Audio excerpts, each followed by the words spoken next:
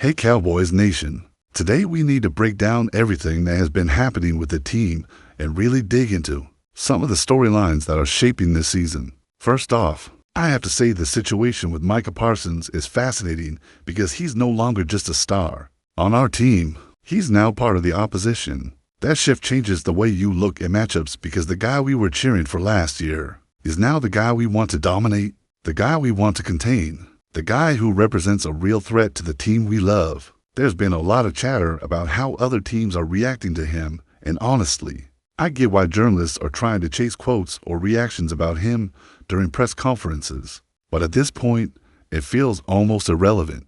Parsons is gone from Dallas, and now it's all about stopping him on the field. There are moments where it might make sense to discuss the implications for draft picks or team strategies, especially considering the Cowboys now have stakes tied to other teams' results. But really, I think we're past obsessing over quotes from the opposition. It's about preparation, focus, and execution. Speaking of execution, let's talk about some of the offensive pieces and how they're being used. Take Turpin, for instance. There's been a lot of discussion about why he isn't seeing more touches both in the running and passing game. The truth is he's a player that requires specific schemes. He's not an every down back. He's not a wide receiver who's going to line up and dominate every snap. He's improving, yes, and we've seen him be more versatile.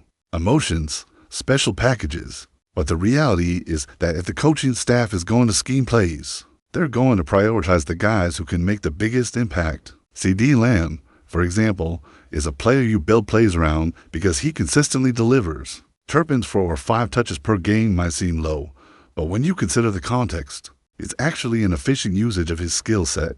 The key for him is to maximize those opportunities and make explosive plays. Whenever the ball is in his hands, he can't be relied upon as a foundational piece yet, but when used correctly, he's a valuable weapon. Now, running backs are always a hot topic, and Miles Sanders' performance has drawn a lot of attention. The big question is whether he should be relegated to a situational role like third string or red zone only. The problem with that thinking is that the guy needs opportunities to prove himself, but he also can't be fumbling in critical moments. Every misstep is magnified, and in professional football, you can't afford mistakes. Ideally, the coaching staff wants to see Jaden Blue getting more reps to complement Sanders and provide a reliable alternative, especially in passing situations. There's a lot of nuance here because yes, Sanders is talent.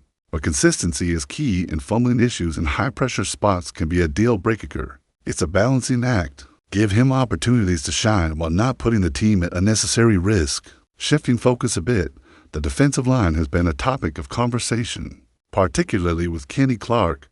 He's under contract through 2027, but the financial commitment in the later years is significant. $21.5 million in 2026 for a 31-year-old defensive tackle is a lot, even for a player of his caliber. It's one of those situations where the team has to weigh performance against long-term value. This is not about Clark being replaceable. It's about managing resources effectively. Paying him very little this year makes sense, but the looming roster bonus next season changes the equation entirely. Decisions like this can have ripple effects throughout the roster, impacting salary cap flexibility and the ability to make strategic additions. It's a delicate balance, and the Cowboys will need to evaluate Clark's performance and decide if keeping him at that cost makes sense in the long term. Another area that has generated discussion is potential trades or roster changes. The idea of trading Maisie or targeting wide receivers, like Deuce Robinson from Florida State, has come up.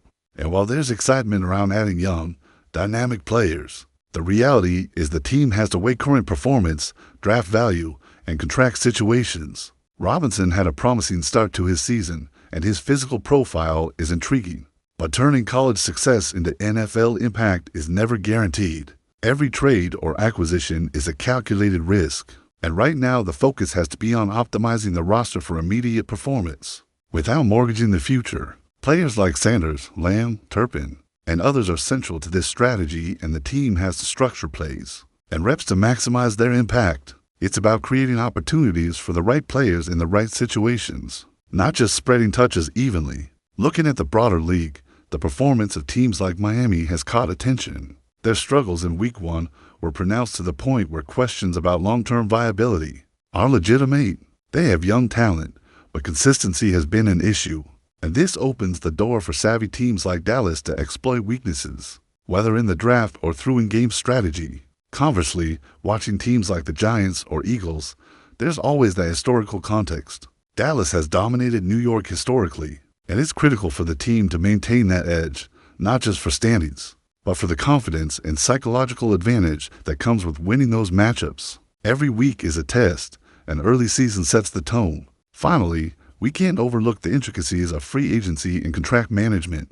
The Cowboys have a mix of veterans and young talent, and navigating upcoming free agents, top contracts, and salary cap implications requires precision. Players like Tyler Smith, Quinton Nelson, and others factor into future planning, while immediate performance is essential. Forward-looking strategy determines whether the team remains competitive. Beyond just the current season, balancing the needs of today with investments for tomorrow is what separates teams that stay in contention from those that fluctuate year to year. This is where the real chess game begins. Understanding player roles, managing contracts, leveraging draft picks, and making tactical and game decisions all combine to form the framework of a successful season. It's not just about flashy plays or highlight reels. It's about maximizing every roster spot, every snap, every opportunity. The Cowboys have talent, they have history, and they have a fan base with high expectations. Living up to that requires careful strategy, smart utilization of players like Lamb, Sanders, Turpin, Clark, and even keeping an eye on how opposing stars like Parsons impact the field. It's a complex puzzle, but one that makes following this team so compelling. Now, if we pivot to offensive strategy, the Cowboys' ability to consistently move the ball and control the tempo will be crucial. In the coming weeks, it's one thing to have talent like CeeDee Lamb or Turpin on the roster, but it's another to scheme correctly, to maximize their strengths, and to keep defenses guessing. We've seen glimpses of brilliance, and we've also seen plays break down due to over-reliance on certain individuals or miscommunications in the backfield. The key for the coaching staff is balance. You don't want to overexpose any one player, but at the same time, you have to ride the guys who are capable of game-changing plays. Lamb is the obvious centerpiece. When he's targeted, the chance of success rises significantly. Turpin adds a layer of unpredictability, motioning across formations, catching defenses off guard. But he's most effective in short bursts where the play design amplifies his strengths. And Sanders, well, he needs to be sharp, decisive, and careful with the football. Every fumble, every misread, every hesitation can shift momentum instantly. The Cowboys have built a system that rewards precision. And right now, consistency is just as important as explosiveness. When we look at the defense, things get even more interesting. Kenny Clark, as mentioned earlier, carries weight not only on the field, but also in terms of the team's financial structure. The decisions surrounding him and the rest of the defensive line aren't just about talent.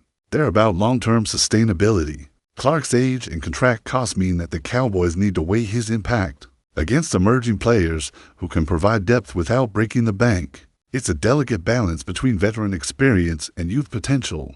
Beyond Clark, the rotation of edge rushers, linebackers, and secondary players will determine how well the team can respond to evolving offensive schemes. From opponents, we've seen moments where the front seven dominates, creating pressure and forcing errors, and other moments where lapses in assignment or miscommunication have led to costly plays. Success in defense is as much about strategy and preparation as it is about raw talent. Trades and acquisitions continue to dominate the conversation. There's always speculation around whether the Cowboys will make moves before the trade deadline. Names like Alvin Kamara, Tyreek Hill, and others often come up. But the reality is that trades are more complex than just acquiring talent. Salary, locker room chemistry, contract structure, and long-term planning all factor into whether a move makes sense. For instance, Tyreek Hill's contract is structured in a way that makes a trade unlikely. And even if it were possible, the impact on the locker room and team dynamics would be significant. The same goes for potential acquisitions like running backs or wide receivers. It's not just about talent. It's about fit, cost, and strategic advantage.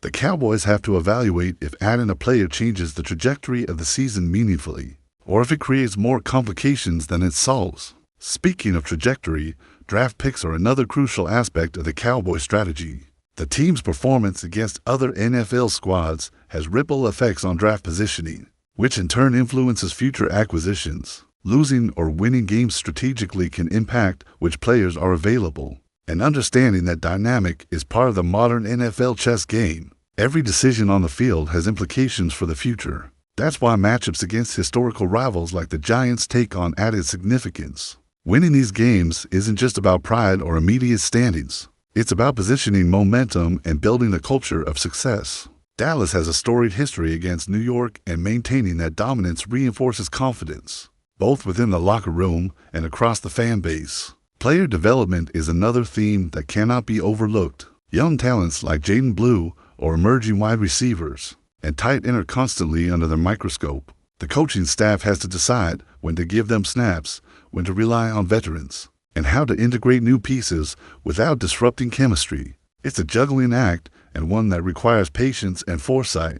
Meanwhile, established stars must maintain high performance levels, not just to win games, but to mentor younger players and provide stability. Football is a team sport, but it's also a microcosm of individual excellence meshed into collective execution. The Cowboys' ability to navigate that balance will determine whether they remain contenders or fall short of expectations. Financial management and contract strategy continue to play a central role.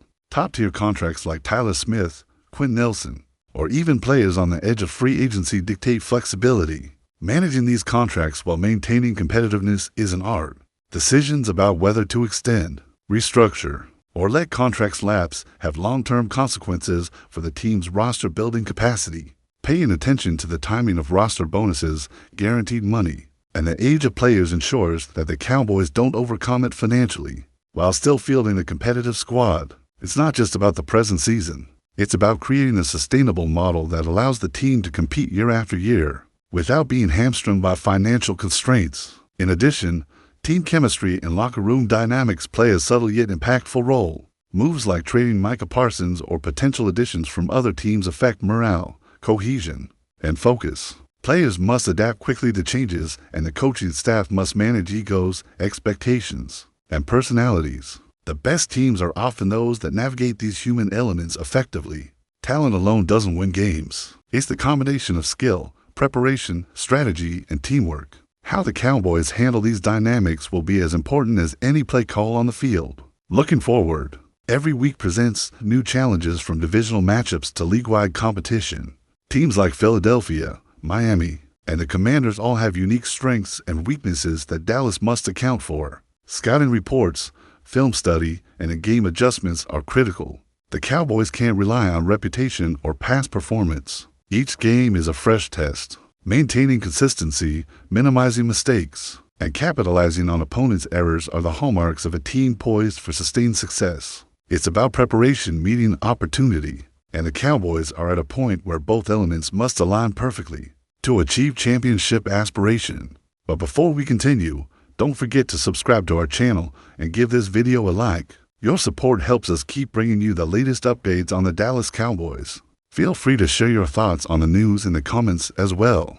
Whispers are swirling through the NFL world, and it seems the Dallas Cowboys may have just made a move that could redefine their defensive identity. Rumor has it that GARDNER, the electrifying cornerback whose name has been on every scouting report for years, is now the latest sensation to join the Cowboys' backfield. Fans are buzzing, insiders are speculating, and the energy around AT&T Stadium is practically palpable even before any official announcement. Gardner's reputation precedes him, known for his uncanny ability to read quarterbacks like open books and his fluid, almost instinctive coverage skills. He has been considered one of the top defensive talents in the league. The idea of pairing him with the Cowboys' already formidable defensive unit has the fan base dreaming big. Could this be the piece that elevates Dallas from a strong contender to a nearly unstoppable force? Rumor has it the team is quietly celebrating what could be a game-changing addition. Sources close to the organization hint that the acquisition, or whatever deal is in the works, was no small feat. Gardner, after all, is a coveted talent, and teams have reportedly been circling him like vultures. The whisperers suggest that the Cowboys pulled out all the stops, leveraging both strategy and charm to lure him into the star-studded Texas spotlight. Meanwhile, social media is ablaze with speculation. What does this mean for the current defensive starters? Will Gardner immediately take the reins, or is this part of a longer, masterful plan orchestrated by the coaching staff? One thing is certain, the excitement is real. Fans are already imagining highlight reels of Gardner shutting down elite receivers, delivering game-changing interceptions and cementing his status as the defensive cornerstone of the Cowboys. While no official statements have been released, the rumor mill is churning faster than ever, and every post, tweet, and insider tip is being dissected for clues. Some skeptics urge caution, but the collective hope is undeniable. This could be the dawn of a new defensive era in Dallas. As the speculation continues to mount, one question hangs in the air. If Sauce Gardner really is the new defensive superstar for the Cowboys, how long until the league feels the full force of this rumored juggernaut? Only time will tell, but for now, the chatter is electric, the anticipation is sky high, and the Cowboys faithful are daring to dream of a defense that could leave opponents in awe. That's it for this update. If you enjoyed the video and want to keep receiving exclusive news about the Dallas Cowboys, please subscribe to our channel and give this video a like. We always look forward to your comments and opinions. See you in next video.